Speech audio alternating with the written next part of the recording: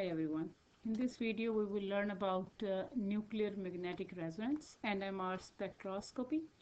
NMR spectroscopy is going to detect certain elements. We can have that spectroscopy done for hydrogen, carbon, nitrogen, phosphorus, but for this particular video and for your class we will discuss the hydrogen NMR spectroscopy. So we will only talk about one proton NMR spectroscopy. But let's see what does it really mean, or what is a little bit of the process, the way it works. So the nuclei of the atom, if it has odd number of protons, it spins if it goes through some kind of electric or magnetic field. When it is placed in the magnetic field, certain nuclei and certain electrons will spin in one direction, certain will do it in the other direction. So I'm not getting into the nuts and bolts of that, but overall, when they spin, they create some kind of peaks on the detector, and we can record that peak. So we make them go through some kind of magnetism, and they are spinning clockwise, anti-clockwise, and giving us some kind of information about that molecule. The information that we want to know about the molecule is that what kind of protons are there, because as I said in this particular video we will talk about HNMR spectroscopy. So we will see what are the different protons present in the compound, since it is to detect organic compound, and of course organic compounds have a lot of hydrogens in them. So we want to see how many hydrogens are there, what are the different types of hydrogens that are present, how those hydrogens are shielded or not shielded. So this is a new term that I'm using here. So these are the hydrogens, and carbon is very least electronegative element. So the difference between the carbon and hydrogen electronegativity is less than 0.4. So it is not very much polar, but this one is polar, and it can even create hydrogen bonding if you have multiple atoms in there. So when we get the HNMR spectrum for this particular compound, we first of all will find out what are the different number of or kinds of hydrogens present in there. So if I look at this particular compound, I have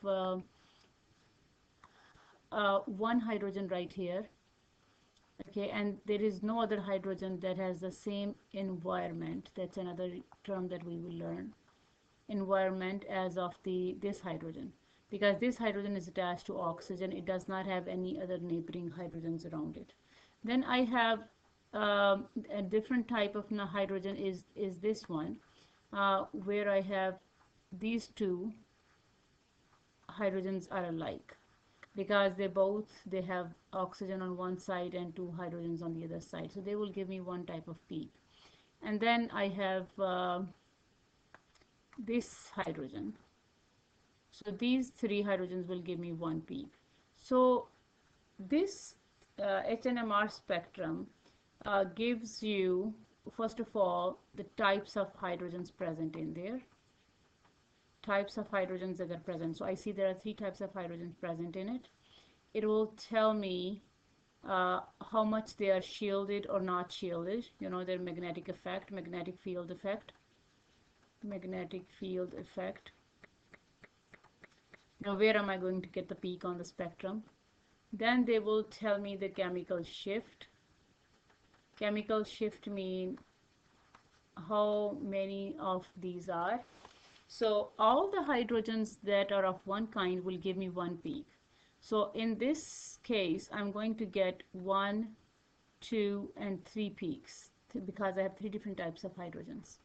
Now, among the 3 peaks that I have here, I need to see which hydrogens are more shielded. So let's move a little bit further on and see what does it mean by shielded.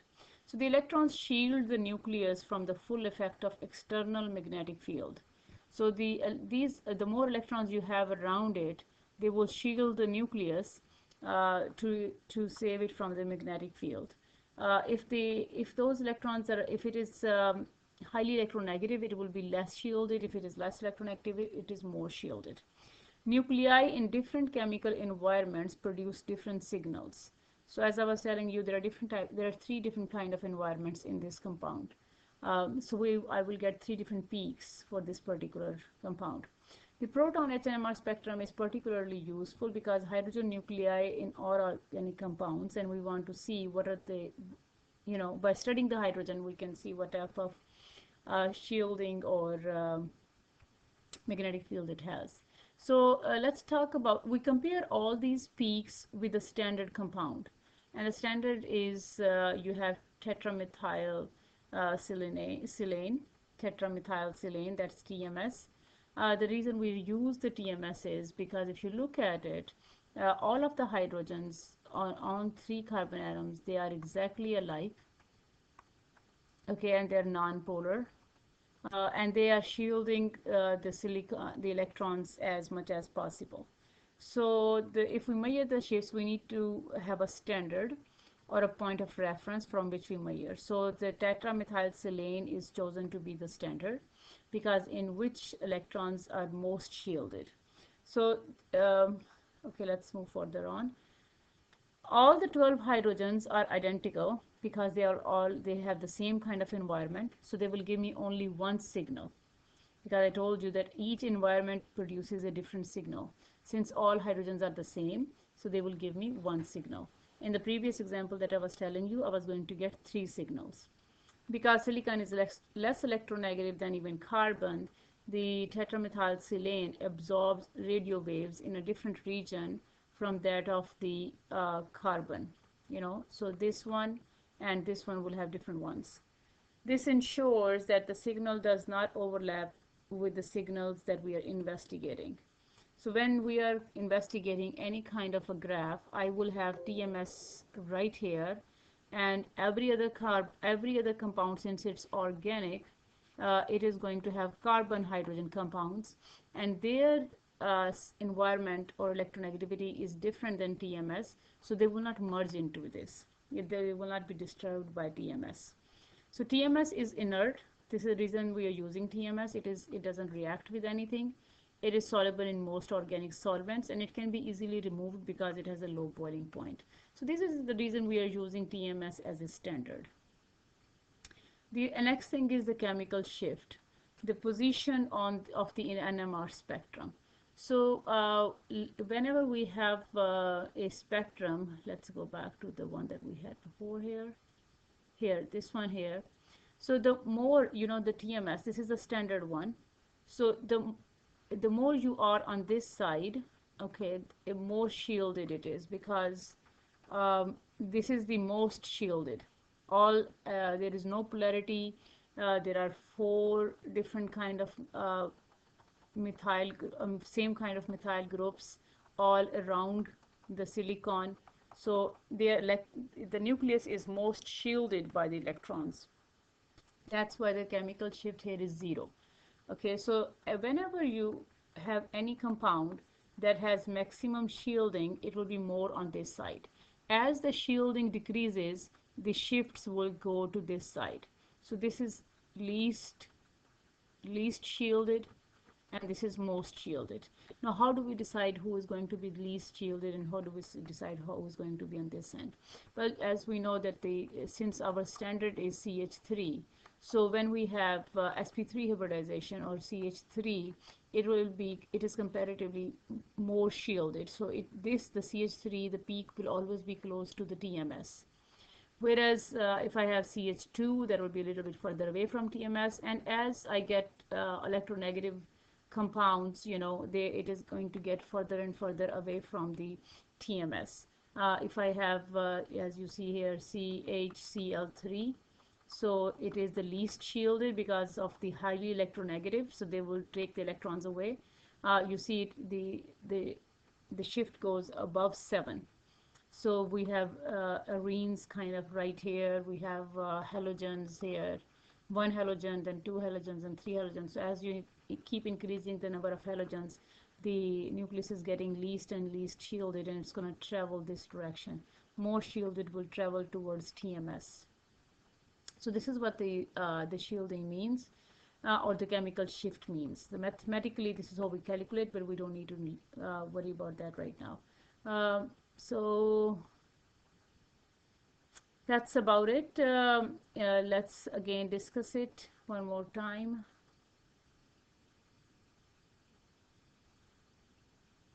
That I have different kind of shieldings, and that based on that shielding I will decide who is going to be where. Okay, so if I have CH3Cl, then the shielding will be right here. If I have CH2Cl2, then the shielding is here, and CHCl3 is further down. So let's take another look of a different graph. So as you see here, we have shielding mentioned here. So increasing the shielding is this way. It is de-shielding, so don't get confused. So it's downfield or decreasing the shielding. It's increasing the shielding this way. So if you look at it, you know, the TMS will be right here. This is where the TMS will be. Now the CH3 group is going to give you this peak. Now in this particular one, we need to see what are the different types of hydrogens I have, different environments. So each environment is going to give me a different peak. So these two are the same. So this is, let's say I call it A. So I'm going to get same peak because on both sides I have CH2, CH2, and they're both on one carbon atom. So I'm going to, these 6 hydrogen atoms, 3 here and 3 here, are going to give me the one peak. And now these two hydrogens are the same because they both have electronegative group attached to them, Cl here and Cl here. And they're both bonded to, and in between is the 3 hydrogens. So they have the same environment. So let's say I call it a B. So from this compound, I should be getting 2 peaks. Now, of the 2 peaks, the CH3 is more closer to the TMS, you know, because it is CH3 here, CH3 here. So I will get the CH3 peak, you know, or the A peak is here, and the other one is right here, and it is, you see, is less shielded than the CH3 because it is attached to chlorine. It's attached to an electronegative element. Also, you see that the peak for the 4 hydrogen atoms is smaller than the peak of the 6 hydrogen atoms. So this also tells you that the bigger the peak is, the bigger the area is. It gives you the number of hydrogen atoms. No, let's look at the CH3X, you know, all of the halogens. We have fluorine, we have hydroxyl group, the oxygen is responsible of it, here chlorine is responsible of it. So these are the different functional groups are present, but you see that silicon is going to give you a peak, the parts per million, the shift, which is at the bottom of the of your, this is in parts per million. So it is going to give you at 0, and the UCCH4 is closest to this one. Then as soon as you add a halogen, the shift increases, and as you keep adding the more and more halogens, the shift is increasing. So it's getting de-shielded. It's traveling towards the left of the graph. So electronegative groups attached to the CH system decrease the electron density around the protons, and there is less shielding or de-shielding. So the chemical shift increases. These effects are cumulative. So the presence of more electronegative groups produce more de-shielding, therefore larger chemical shift. So CH4 versus CHCl3, you see how big the gap is. So this is how fast it multiplies. So here is another example of HNMR spectrum. You see here that there is a type of hydrogens I have. This hydrogen is attached to the carbonyl ring, but these, you must understand, they have their own hydrogens here, but the environment of these hydrogens is not the same as of this hydrogen. So this is one peak that I'm going to get. Then this hydrogen is attached to CH3, and this hydrogen is attached to OH. So I'm going to get a different peak from them, and this hydrogen is attached to a carbonyl group. You know, so this is going to be a completely different peak, and you see that this is the most, since it is attached to a carbonyl group, it is more electronegative, so it is the most de-shielded proton in this compound.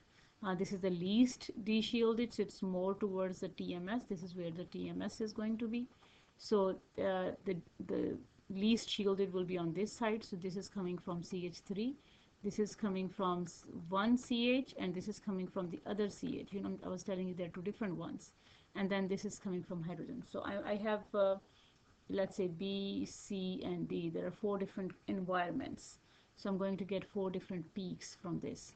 So here is a general trend. You have TMS right here, this tetrasilene, tetramethylsilane. As you see that CH3 is closest to that. And as we keep adding the halogens or electronegativity or the double bonds, the sp2s or aromatic rings, the shift increases towards the less shielded region. So that's about it about HNMR spectrum. It gives us the information about protons, the types of protons, the different types of environments, and the effect of magnetic field, how shielded or de-shielded the compound is. So that's all. Thank you.